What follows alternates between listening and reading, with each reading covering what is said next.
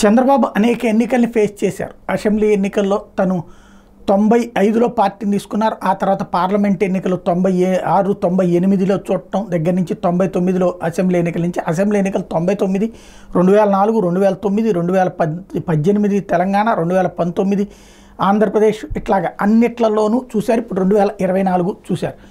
ఇన్నిసార్లు ఎప్పుడూ లేనటువంటిది ఫస్ట్ టైం ఆయన ఎన్నికలు అయిపోయాక, క్రిందసారి కూడా ఎన్నికలు అయిపోయాక మోడీని గద్దెదించడానికి దేశమంతా తిరిగారు. ఇప్పుడు రాహుల్ని గద్దెనెక్కనివ్వకుండా మోడీని గద్దెనెక్కించడం కోసం ఆయన మిగతా రాజకీయాలు, మిగతా రాష్ట్రాలకు వెళ్తారేమో అనుకుంటే అటు కాదు. కంటిన్యూస్గా తీర్థయాత్రల తరహాలో వివిధ ఆలయాల సందర్శనకు వెళ్తున్నారు.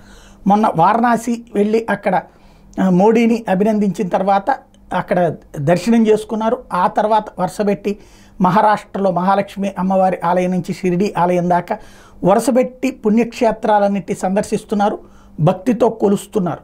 ఇది తనకి అవకాశం వస్తుందన్నటువంటి కృతజ్ఞత తెలియజేయడానిక, అవకాశం ఇవ్వమని భగవంతుడిని కోరడానిక అంటే ఎవరి లెక్కలు వాళ్ళవే.